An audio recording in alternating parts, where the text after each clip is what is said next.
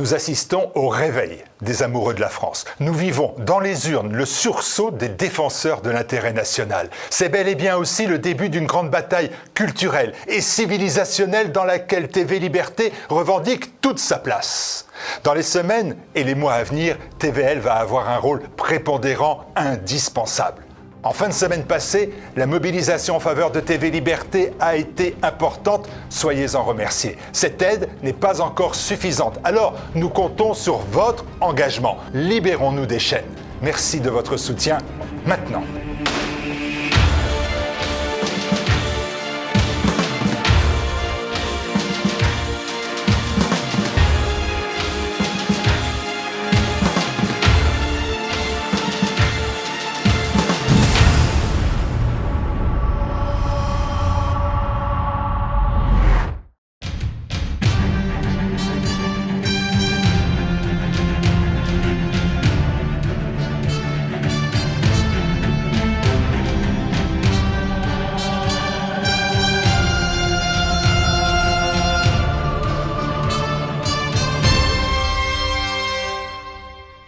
Bonjour à tous.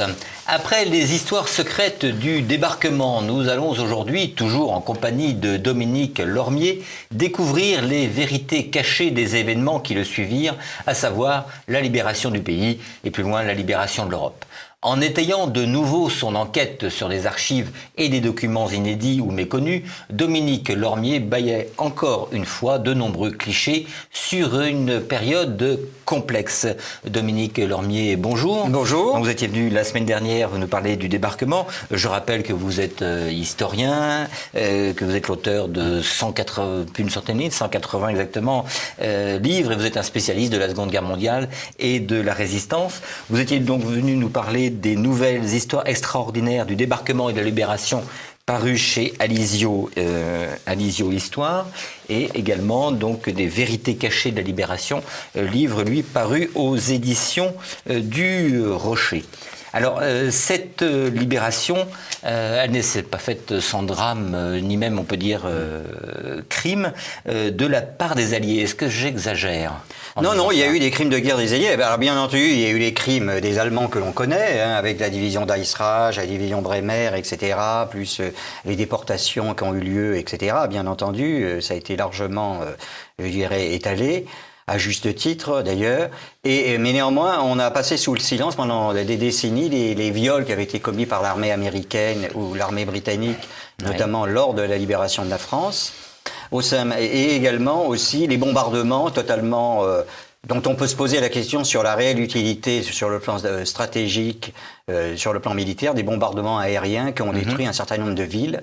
Oui, je pense notamment à la ville de Caen, puisque le bombardement de la ville de Caen n'a eu que finalement comme finalité de permettre aux Allemands de pouvoir mieux défendre la ville, comme ça avait été fait sur le Monte Cassino. On sait que les villes détruites sont automatiquement occupées par les défenseurs, qu'ils arrivent à mieux fortifier justement pour défendre en point d'appui.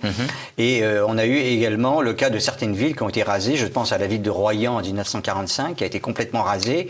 Et il y a eu simplement 42 soldats allemands tués et près de 2000 civils français qui ont été tués ou blessés. Et on pourrait multiplier à foison ce nombre d'opérations. On peut penser au Havre également. Au Havre, bien entendu, et puis également Brest ou d'autres villes également qui ont subi les affres de ces bombardements qui étaient faits souvent à haute altitude. Il y a eu à peu près 80 000 civils français qui ont été tués. On peut certainement multiplier par 2 ou par 3 le nombre de blessés. Et on peut effectivement se poser des questions sur le but stratégique, puisque maintenant il est reconnu que ces bombardements, aussi bien en Allemagne qu'en France, n'ont pas eu les impacts que l'on pouvait espérer sur le moral des Allemands, et en plus ça a renforcé, je dirais, la volonté de résistance des Allemands. Quand ils ont vu que leur population était massacrée sous les bombes.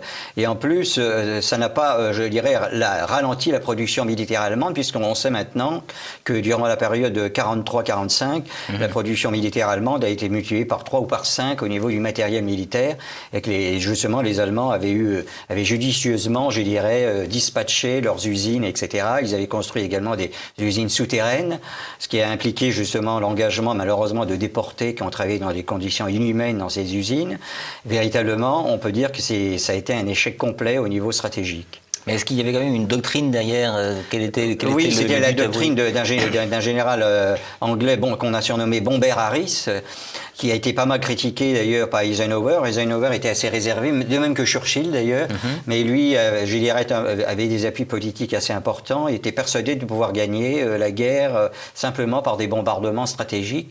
Il avait été un des élèves du général Emilio Doué, qui était un des premiers théoriciens de la guerre stratégique aérienne, qui était un Italien, et qui avait mis en avant qu'on pouvait battre une armée simplement par des bombardements stratégiques à haute altitude. Parce qu'on dit que ça désorganise bien évidemment, j'imagine, toutes les usines d'armement ou bien les transports.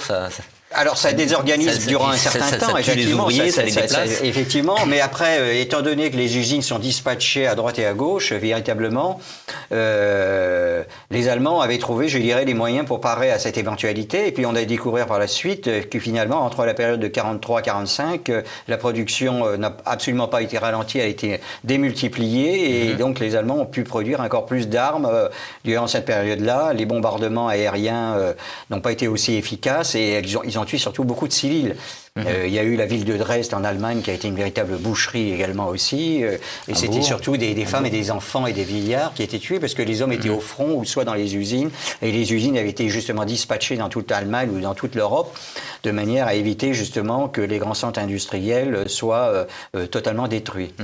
Et concernant les villes françaises, est-ce qu'il y avait derrière, j'allais dire, un sous-entendu? Est-ce qu'il y avait une volonté de détruire tout un appareil de production français, Alors on peut se poser effectivement la question, puisqu'il y a eu ensuite le plan Marshall, et comme vous le savez, justement, les Américains ont participé à la reconstruction de la France. Il y a eu un engagement financier de ce côté-là.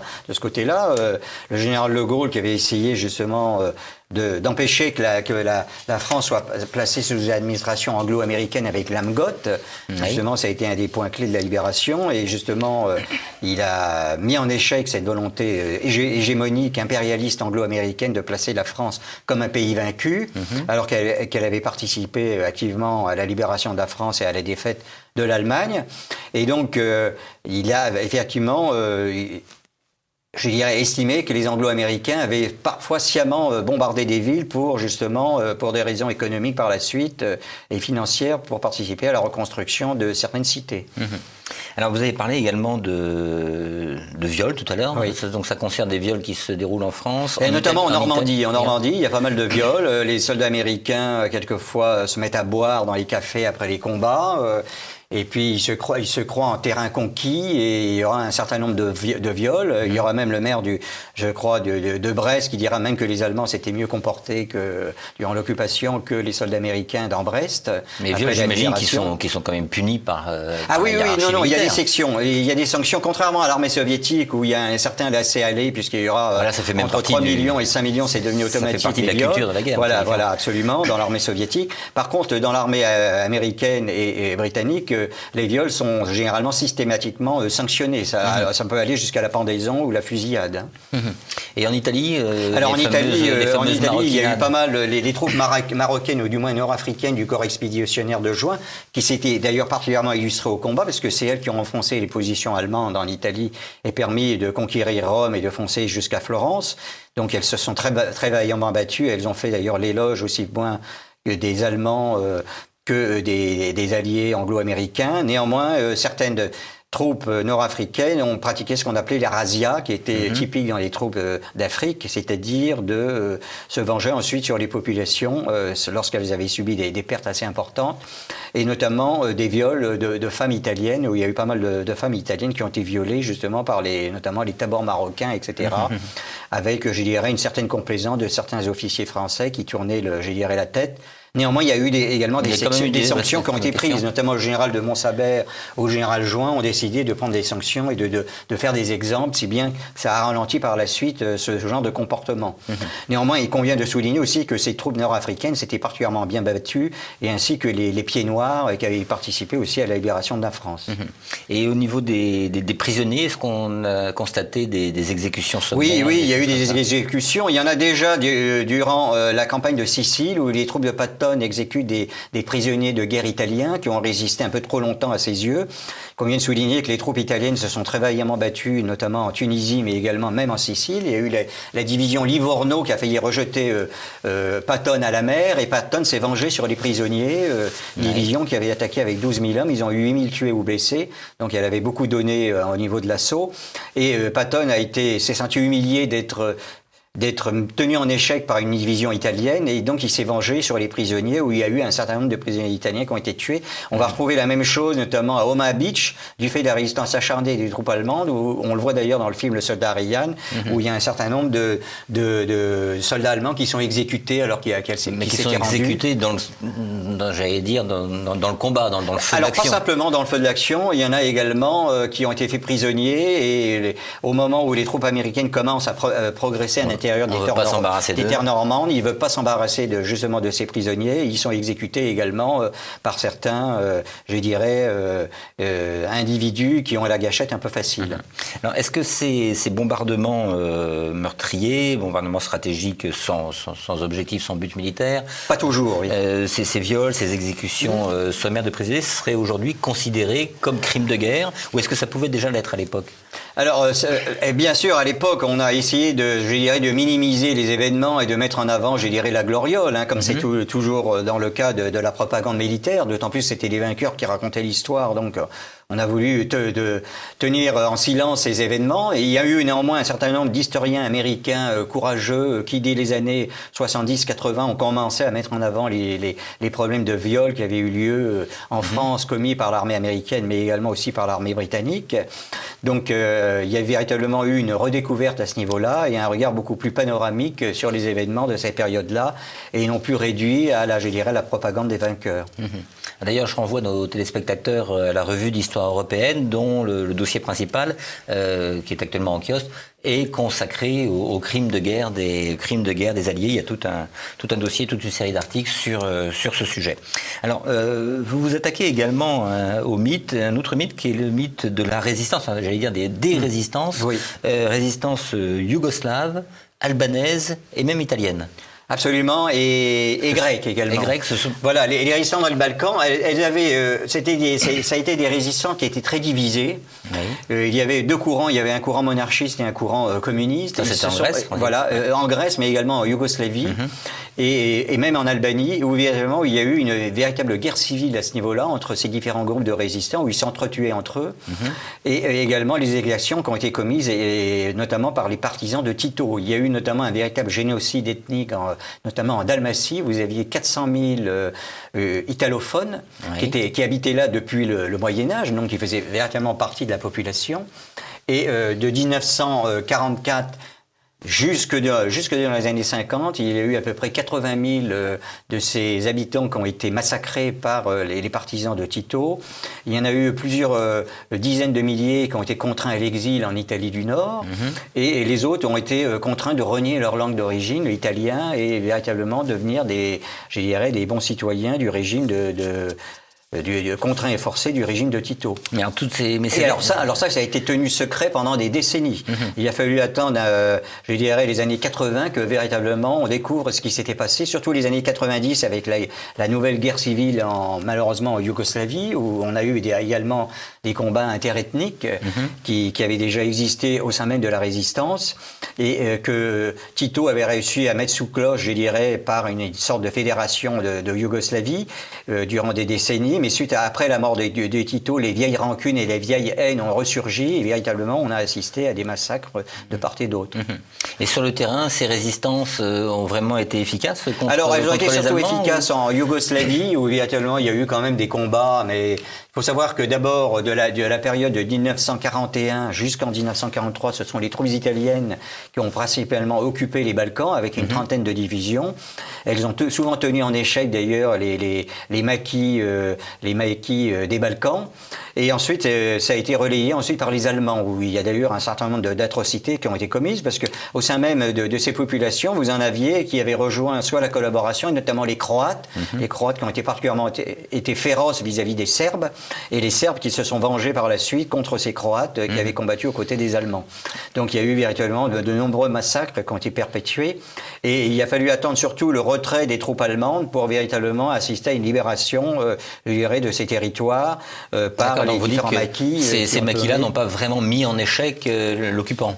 Non, on sait que ils étaient surtout concentrés dans les zones montagneuses qu'ils contrôlaient effectivement, mais qui n'ont pas eu d'impact stratégique puisque les grandes voies de communication étaient totalement contrôlées dans un premier temps par les Italiens et ensuite par les Allemands. Donc il y a eu tout un mythe où on a raconté qu'ils avaient fixé 30 divisions allemandes ou italiennes. En vérité, c'était des divisions qui étaient positionnées surtout sur la côte des Balkans pour repousser un éventuel débarquement des Alliés. Et c'est surtout, je dirais, à partir de 1944 qu'il y a eu véritablement une montée en puissance de ces unités qui ont mené des opérations de sabotage et d'embuscade, qui ont effectivement pu mettre en difficulté par moment les unités de l'Axe, mais qui n'ont pas connu l'ampleur de ce qu'on a pu voir en France, contrairement à ce qui a été dit. Et alors, concernant la résistance italienne, il y a eu une résistance italienne pendant... Alors, elle a surtout été présente à quelle période ? Elle a été surtout présente à partir de 1943, après la chute de Mussolini. Mais Mussolini, comme vous le savez, a refondé la République sociale italienne dans le Nord. Dans le Nord, oui. Voilà. L'Italie était coupée en deux. Vous aviez la zone sud qui était libérée par les Alliés et la zone nord qui était occupée par les Allemands, avec les troupes de la République sociale italienne qui ont opposé une résistance acharnée aux troupes alliées et aux troupes yougoslaves, et qui se sont battus avec beaucoup de courage. Il y a eu notamment 4 divisions qui ont combattu, et également une résistance intérieure qui, elle, était surtout engagée contre les Allemands. Alors, il y avait également 2 tendances au sein de cette résistance italienne. Il y avait les démocrates chrétiens et également les communistes.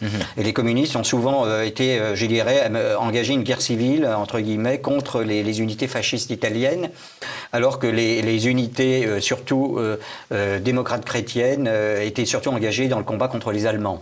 Et est-ce que ça a été une résistance efficace ou pas ? Alors, elle a été parfois efficace au niveau de la guérilla, mais il n'y a pas eu véritablement, je dirais, de grandes victoires, comme on pourra le voir avec la résistance française. Alors justement, et ils se sont surtout, on a vu surtout sortir, je dirais, tous ces partigiani au moment de la débâcle allemande de la fin d'avril 1945, et également du retrait des troupes de Mussolini.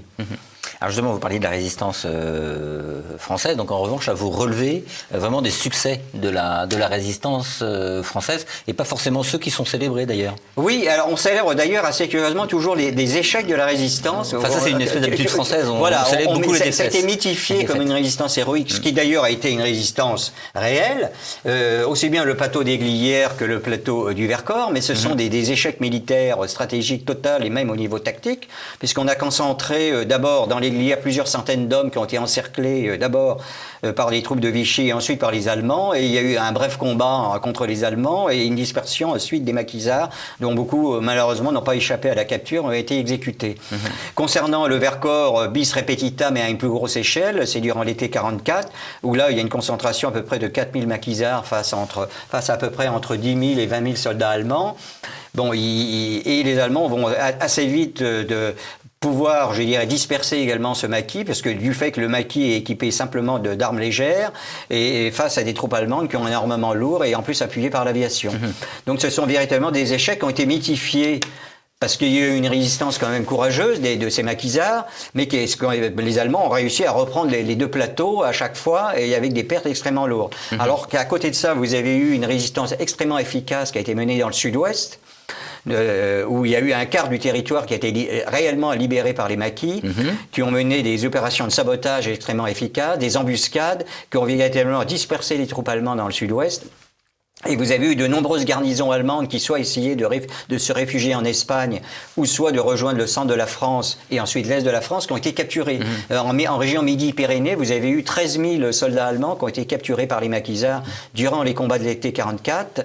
Vous avez eu la colonne Elster, qui est une colonne allemande de 25 000 hommes, qui est partie des Pyrénées et qui a essayé de rejoindre l'Indre. Parce que le but, c'était quoi ? C'était de remonter vers le front voilà, en Normandie, de remonter non pas vers le front de Normandie, mais vers l'Est, c'est-à-dire d'éviter l'encerclement qui avait lieu en Normandie et du fait du débarquement en Provence, où les troupes allemandes dans le sud-ouest étaient prises en étau et donc il fallait remonter au plus vite justement vers l'est de la France pour former un nouveau front dans les Vosges et en Alsace. Or, cette colonne allemande Elster de 25 500 hommes exactement a été capturée par les maquisards. Il y a eu 103 embuscades des maquisards entre les Pyrénées et l'Indre et cette colonne a été contrainte à la capitulation. Alors, elle a voulu se rendre à des officiers américains. C'est-à-dire qu'elle n'arrivait plus à tenir à quel niveau militairement parlant elle était totalement dissociée par les embuscades répétitives. Il y a eu notamment la brigade Charles Martel, qui était une brigade de maquisards de l'organisation de résistance de l'armée, qui a été commandée par le colonel Chomel et qui a été extrêmement efficace, ainsi que les FTP du colonel Guingouin également,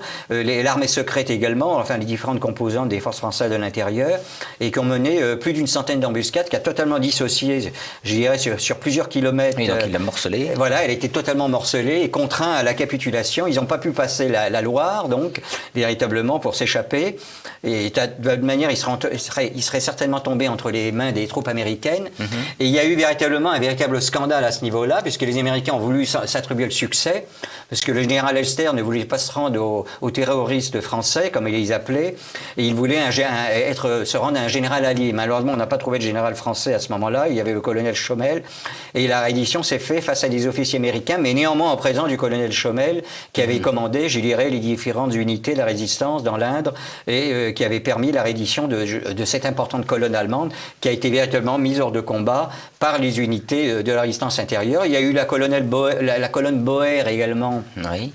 Dans la région d'Autun, qui a été contrainte de se rendre, plus de 5500 soldats allemands, suite aux actions menées par le corps Franc-Pommiès et également la remontée de l'armée de Latte qui avait débarqué en Provence.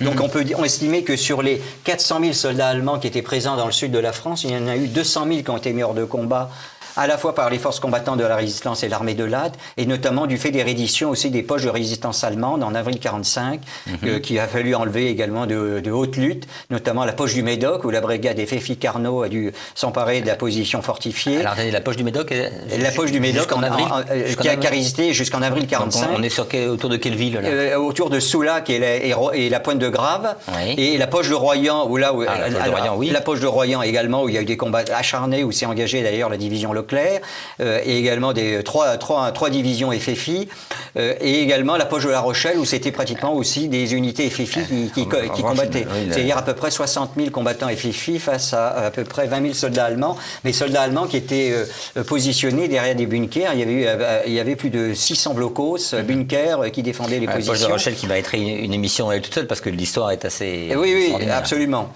Et puis, il y a eu une réédition là sans combat, et par contre, la poche de Royan et la poche du Médoc, là, il y a eu des combats très très durs, notamment d'une semaine, où les troupes françaises ont subi du lourd de pertes. La brigade Carnot a attaqué à peu près avec 10 000 hommes, elle a eu 1400 tués ou blessés en 4 jours. Il faut bien se rendre compte que l'intégralité du territoire était libérée. Oui, absolument. Et vous avez eu notamment la poche de La Rochelle qui va capituler le 9 mai 1945, alors que l'acte de capitulation de l'Allemagne a eu lieu à Berlin le 8 mai. Donc véritablement, ce sont des poches de résistance allemande où vous avez des combats. Alors la poche de La Rochelle, dans une moindre mesure, mais celle de Royan et du Médoc, là vous allez avoir des combats acharnés parce que les Allemands refusent de se rendre et il faut enlever d'assaut les positions. Et ce sont des unités principalement issues de la résistance du Sud-Ouest qui vont mener ces combats. Les Américains, eux, sont partis depuis longtemps et ils combattent, je dirais, en Allemagne, ainsi que l'armée de Latte et que la division Leclerc. La division Leclerc va être partiellement engagée pour réduire la poche de Royan. Il y aura néanmoins un régiment, le 13e régiment de dragons, qui sera équipé de chars Saumur et de chars B1 bis français, qui avaient combattu en 40, qui vont rééquiper. Donc et ça a donné ensuite le 13e régiment de dragons parachutistes, et qui est issu de ce régiment, qui a participé donc à la libération de Royan et de la poche du Médoc, et qui a appuyé en char donc les fantassins FFI qui enlevaient de haute lutte les positions fortifiées allemandes. Alors, comme votre livre s'intitule Vérité cachée, ou on va dire méconnue, se cacher, ça veut dire qu'on les a cachés volontairement. Mais il y en a peut-être une qui est cachée volontairement, c'est l'histoire de Heinz Stahlschmidt, que vous appelez l'ange gardien de Bordeaux. Alors, qu'est-ce que c'est? Alors ça, c'est une histoire extraordinaire. Elle a été tenue cachée pendant des décennies, parce que ça a gêné la bourgeoisie bordelaise. Une partie de la bourgeoisie bordelaise avait collaboré les Allemands et voulu s'attribuer le mérite de la libération de la ville, suite à un accord qui avait été signé avec certains notables, etc. etc. En vérité, le véritable accord a été signé entre le commandant Effefi Rougès et le capitaine de corvette allemand Kunenmann. Il faut savoir que Bordeaux, au mois d'août 44, était encerclé par les différents maquis du sud-ouest et que les Allemands voulaient fuir au plus vite. Donc il y a eu un accord à ce niveau-là, comme quoi Bordeaux ne serait pas détruit si la garnison allemande de près de 30 000 hommes pouvait quitter Bordeaux sans combat. Donc il y a eu un accord à ce niveau-là. Mais cet accord, à l'origine, vient du fait de l'action qui a été menée par Heinz Schmidt. C'est artificiellement de la crise marine qui était née en 1919 à Dortmund et qui était marin en 1938. Il a échappé à 3, combats qui ont eu lieu en Norvège où il a été blessé à 3 reprises. Et en 1941, il a intégré la ville de Bordeaux où il était artificier et il reçoit au mois d'août 44 l'ordre de détruire le port de Bordeaux. C'est lui qui a la charge de tous les explosifs sur plusieurs kilomètres de quai là, sur Bordeaux qui entraînerait la mort de 3500 Bordelais qu'on n'aurait pas le temps d'évacuer. Et donc le fin août 1944, avant la libération de la ville, il décide de passer à l'action, d'autant plus qu'il est tombé amoureux d'une petite Française avec qui il se mariera par la suite, puisqu'il va rester en France par la suite, et il prendra le nom d'ailleurs, la nationalité d'Henri Salmide. Et il sera sapeur-pompier au port autonome de Bordeaux, et donc il va faire sauter ce blocos qui va totalement désarçonner les Allemands. Les Allemands sont persuadés que c'est la résistance intérieure qui a mené cette donc opération. Donc lui fait volontairement sauter le blocos de ses camarades, voilà. Il tue personne. Ah si, il y a eu quand même 42 Allemands qui ont été tués, malheureusement, qui n'ont pas été évacués, qui se sont entretués entre eux du fait que le blocos se trouvait au bord de Garonne, en bord du fleuve, et que de l'autre côté du fleuve, lorsqu'il y a eu la destruction de ce blocos, les Allemands qui se trouvaient de l'autre côté du fleuve se sont mis à tirailler, et ainsi que les Allemands qui se trouvaient du côté du fleuve où se trouvait le blocos. Donc ils se sont entretués entre eux. Donc il y a eu à peu près 42 Allemands qui ont été tués, mais lui il a réussi à s'échapper à bicyclette. Il a été pris en main par la résistance, notamment la famille Moga, qui est une famille célèbre de Bordeaux, qui donnera plusieurs adjoints proches de Jacques Chaban-Delmas et qui seront à l'origine de la création du CA Bailey en rugby. Donc, dans quelle mesure il a sauvé Bordeaux Alors, il a sauvé Bordeaux du fait qu'il a évité la destruction du port, et si le port avait été détruit, il y aurait eu une famine au sein de Bordeaux, puisque le port n'aurait pas pu être ravitaillé au niveau des denrées alimentaires. Évidemment, il y aurait eu une situation extrêmement difficile, étant donné qu'il y a eu un certain nombre de ponts en Gironde et en Garonne, de la Garonne, qui avait été détruit par les Allemands. Donc, évidemment, il a surtout sauvé la vie de 3500 Bordelais qui se trouvaient, sur les quais. Si on connaît bien la ville de Bordeaux, c'est une ville qui longe toute les quais sur plusieurs kilomètres. Et véritablement, en faisant sauter ce blocos, il a sauvé la vie donc, de ces Bordelais et également contraint les Allemands à véritablement... c'est ce qui va contraindre les Allemands. Ça va avoir un impact psychologique énorme, c'est-à-dire les Allemands vont être persuadés que c'est la résistance intérieure qui a mené cette opération et qu'il faut signer un armistice, enfin du moins un accord au plus vite avec la résistance intérieure qui va avoir lieu avec le commandant Effefi Rougès et le capitaine allemand de corvette Kunenmann qui aura lieu dans des locaux du cours du 30 juillet à Bordeaux, un magnifique immeuble de l'intendant Tourny. Et véritablement, cet accord va permettre l'évacuation de la ville sans combat, alors que la ville est totalement encerclée par tous les maquis, plus de 30 000 maquisards venant de tout le sud-ouest. La garnison allemande n'est pas faite prisonnière. Elle n'est pas faite prisonnière, mais elle sera prisonnière plus loin, puisqu'elle va rejoindre la colonne Elster. Elle sera finalement capturée plus loin dans l'Indre par justement les maquisards qui auront mené ces opérations de sabotage, comme j'en ai parlé précédemment. Et donc cet ange gardien, comme vous l'appelez, lui va se rendre aux Français. Alors non, il va se cacher, il va être pris en main justement par la famille Moga qui va le cacher parce que la famille Moga sait ce qu'il a fait. Oui, absolument. Il sait.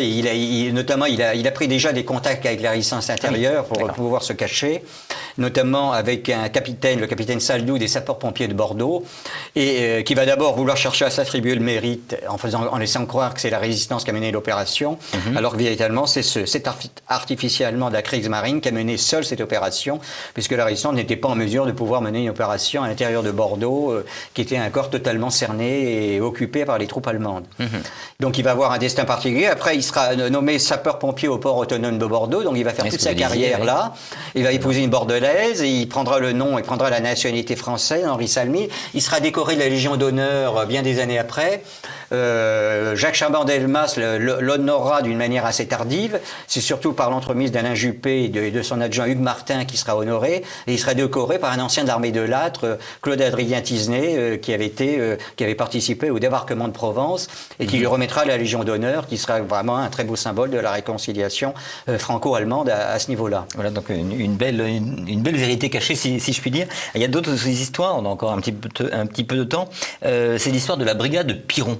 Oui, alors c'était une brigade belge. Alors ça, c'est tout à fait extraordinaire parce que qui sait que des soldats belges ont débarqué au mois d'août 44 en Normandie. Ils ont fait partie, ils sont arrivés pratiquement au même moment que la division Leclerc. Donc c'était des Belges. Débarqués plus tard. Ils n'ont pas fait le débarquement du 6 juin. Non, ils ont débarqué plus tard et ils ont participé à la libération, je dirais, de la côte ouest en remontant vers la Belgique et la Hollande. Ils ont été même jusqu'en terre allemande et véritablement ils ont mené c'est une brigade qui avait été constituée en Grande-Bretagne par justement Jean-Baptiste Piron, qui était un officier d'armée belge, et qui, comme la 2e DB, a débarqué donc, je dirais, du côté dans le secteur britannique, alors que la 2e DB a débarqué dans le secteur américain. Ils étaient d'ailleurs sous uniforme anglais, ils avaient le fameux casque plat à barbe anglais typique, l'uniforme anglais, mais néanmoins avec l'écusson du Royaume de Belgique. Et ils ont libéré Bruxelles, bien entendu, et ils ont participé donc à la libération de la Belgique en remontant, en livrant de nombreux combats, en subissant de lourdes pertes et en faisant de nombreux prisonniers allemands. Ils ont fait plus de 10 000 prisonniers allemands, alors que c'était une brigade d'environ 4-5 000 hommes, et donc le double de prisonniers, et ils ont mené des combats extrêmement courageux aux côtés des troupes britanniques. Ils sont arrêtés à Bruxelles ou ils ont continué sur la campagne? Non, ils ont continué jusqu'en Hollande et ils ont même pénétré en territoire allemand. Alors, je vous propose maintenant de terminer avec l'aventure des parachutistes, des para-français en Bretagne.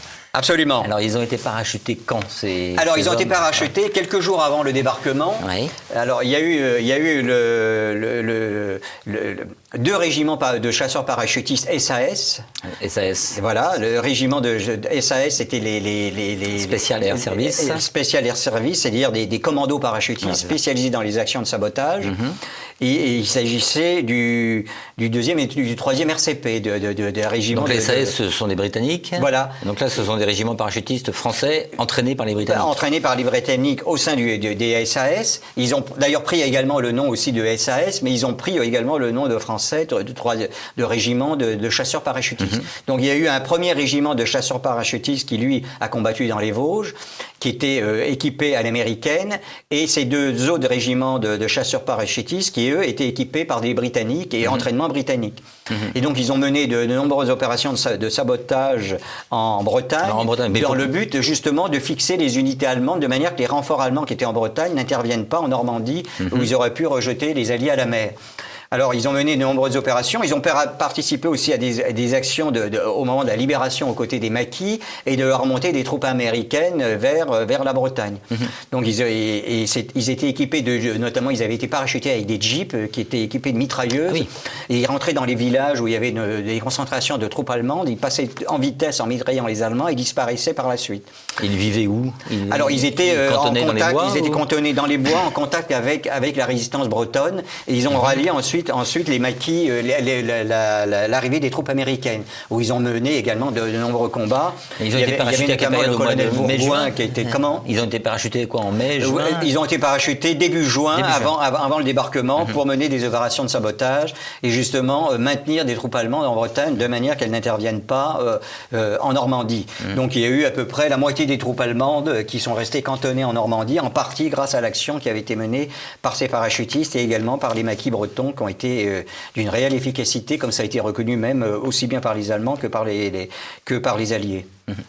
Bien, Dominique Lormier, merci infiniment. Je renvoie pour en savoir un peu plus encore sur les vérités cachées de la Libération, paru aux éditions du Rocher. Je renvoie également à la revue d'histoire européenne avec son dossier sur les crimes de guerre des Alliés. Et là, nous allons rester dans la période avec une bande dessinée à vous conseiller.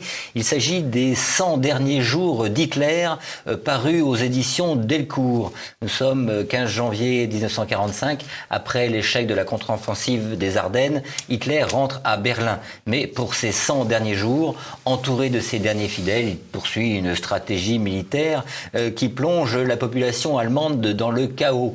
Jean-Pierre Pecot, le scénariste, pour adapter le récit de l'historien Jean Lopez, bâtit un scénario où chaque planche représente une journée. On découvre le calvaire subi par le peuple allemand, la fuite de millions de civils, la répression de tout sentiment défaitiste, les bombardements américains, ainsi que les exactions commises par les troupes russes. Les dessinateurs bosniaques, Philippe Andronic et Senad Mavrik, parviennent par un trait réaliste, parfois un peu figé, à reconstituer le crépuscule du Troisième Reich. C'était Passé Présent, l'émission historique de TVL, présentée en partenariat avec la revue d'histoire européenne. Vous allez maintenant retrouver Christopher Lann et la petite histoire. Et n'oubliez pas bien sûr de cliquer sur le pouce levé sous la vidéo et de vous abonner à notre chaîne YouTube. Merci et à bientôt.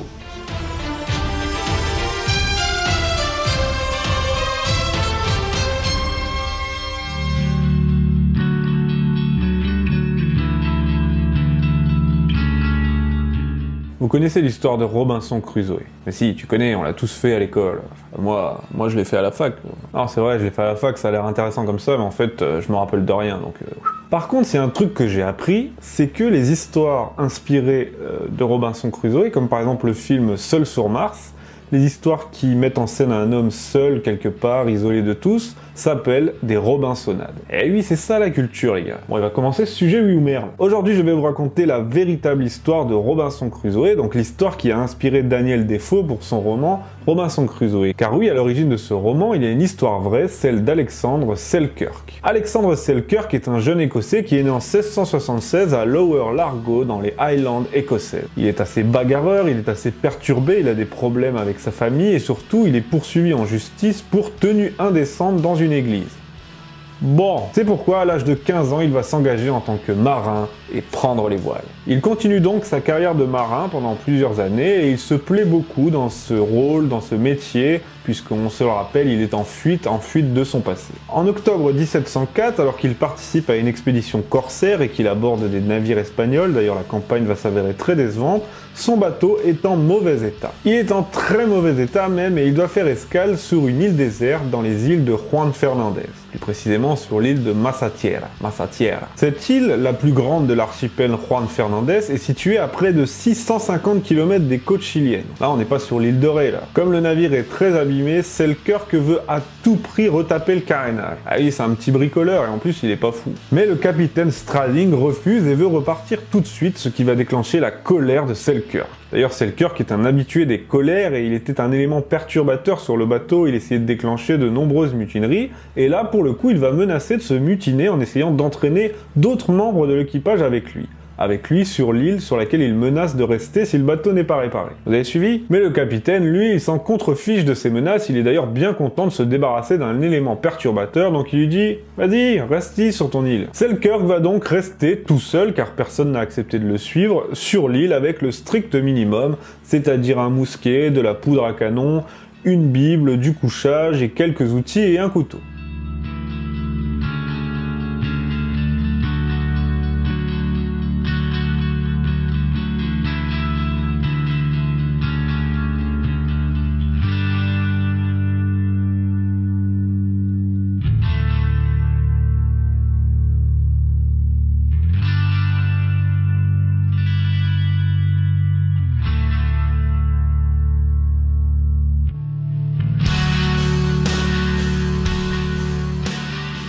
On raconte même que lorsqu'il s'est rendu compte qu'il allait vraiment rester tout seul sur cette île, il a essayé de faire signe au bateau qui n'a pas écouté et le navire a poursuivi sa route. Et pour la petite anecdote, sachez qu'il a très bien fait, c'était la meilleure chose qui pouvait lui arriver car quelques jours après avoir abandonné Selkirk sur l'île, le navire a coulé au large du Pérou. La très grande majorité des membres d'équipage sont morts pendant le naufrage et les autres ont été capturés et torturés par les Espagnols, donc bon, quoi qu'il en soit, Selkirk va rester plus de 4 ans sur cette île. Tout d'abord, il reste sur les plages. Vous avez vu beaucoup de films de survivants, en général on a tendance à rester sur les plages et on a peur de s'aventurer dans la forêt où grouillent de nombreux dangers. Pendant cette première période, il va principalement manger des crustacés et surtout, bien sûr, scruter l'océan à la recherche d'un navire qui viendrait à son secours. Mais il va très vite être dérangé par les réunions bruyantes des lions de mer en pleine saison des amours. Vous voyez de quoi je parle. Il va alors rentrer à l'intérieur des terres, dans la forêt, et là, son mode de vie va radicalement changer. Il va avoir accès à tout un tas de nourriture, et notamment des chèvres sauvages qui avaient été introduites lors des précédentes expéditions, mais aussi par exemple des navets sauvages ou encore des choux. La seule petite source d'ennui vont être les rats, car les forêts grouillées de rats, et pour ce faire, il va tout simplement domestiquer des chats sauvages en leur donnant de la nourriture afin qu'ils tiennent les rats à distance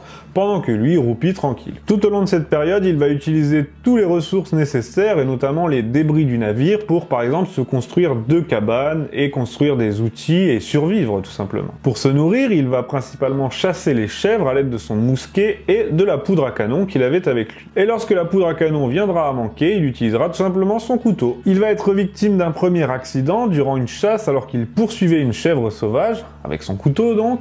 Il va tomber d'une falaise, mais par une énorme chance, il va tomber avec la chèvre et retomber sur la chèvre. Ah, les choses comme ça, on les invente pas. Hein. Sa proie ayant amorti sa chute, cela lui évitera d'avoir le dos cassé, mais malgré tout, il va en ressortir blessé. Un deuxième incident va survenir. Après 2 ans de solitude sur l'île, il va apercevoir un navire s'approcher au loin. Juste à temps, il se rend compte que c'est un navire espagnol et il se réfugie vite fait dans l'île pour se cacher. Si les Espagnols l'avaient trouvé, ils l'auraient très certainement pendu comme pirate, ce qui n'était pas très agréable. Il va ensuite faire la connaissance de Vendredi. Ah non, ça c'est dans le livre ça. Il va ensuite faire la connaissance de Wilson. Wilson! Wilson! I'm sorry! I'm sorry, Wilson! Wilson, I'm sorry! I'm sorry! Wilson! I can't! Wilson! Ah non, mais ça c'est autre chose aussi. Bah, arrêtez, on a tous pleuré pendant cette scène. Arrête. On sait que t'as pleuré. Non, il va faire la connaissance de personne et il va continuer sa vie pépère sur l'île. Il va encore patienter 2 années supplémentaires avant que le 2 février 1709, un navire ne s'approche à l'horizon.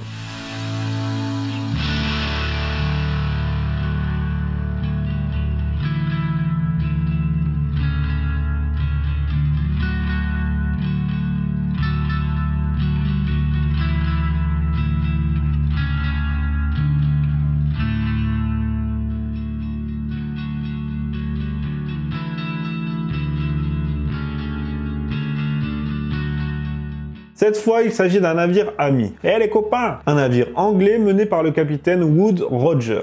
Le navire va accoster sur l'île et Selkirk sera d'une grande aide pour l'équipage en soignant ses membres du scorbut. Le scorbut étant une carence en vitamine C, eh oui, je te l'apprends ça aussi. Selkirk va nourrir l'équipage avec des fruits. Il va rapidement gagner la confiance du capitaine grâce au service rendu, au point que le capitaine lui attribuera le commandement d'un navire. Et Selkirk, même après 4 ans de solitude, il va au calme reprendre les raids contre les côtes chiliennes directement. Pas le temps de niaiser. Il rentre à Londres en 1711 et grâce à son histoire, il va vite devenir une petite célébrité locale. Il va raconter son histoire à l'écrivain Richard Steele, ce qui va le rendre un peu célèbre et va rendre célèbre son histoire auprès du public. Il va rentrer dans son Écosse natale et va même se trouver une petite amie, mais il demeurera toujours pris par la solitude. On dit d'ailleurs qu'il s'était construit une cabane dans son jardin. En 1721, il reprendra le large à bord d'un bateau négrier et il mourra de noyade ou de la fièvre jaune.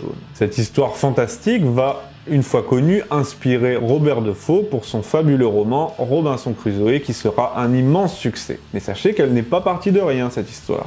À la base, il y avait Selkirk. En hommage à Selkirk et au roman de Daniel Defoe Robinson Crusoe, en 1966, l'île chilienne de Massa Tierra va être rebaptisée île Robinson Crusoe. Et une île voisine a même été rebaptisée île Alejandro Selkirk. Comment ça, il est où Wilson? Mais t'as suivi ce que je viens de dire ou pas? Merci à tous d'avoir suivi ce nouvel épisode de La Petite Histoire. Je vous dis à bientôt pour de nouvelles aventures sur TV Liberté.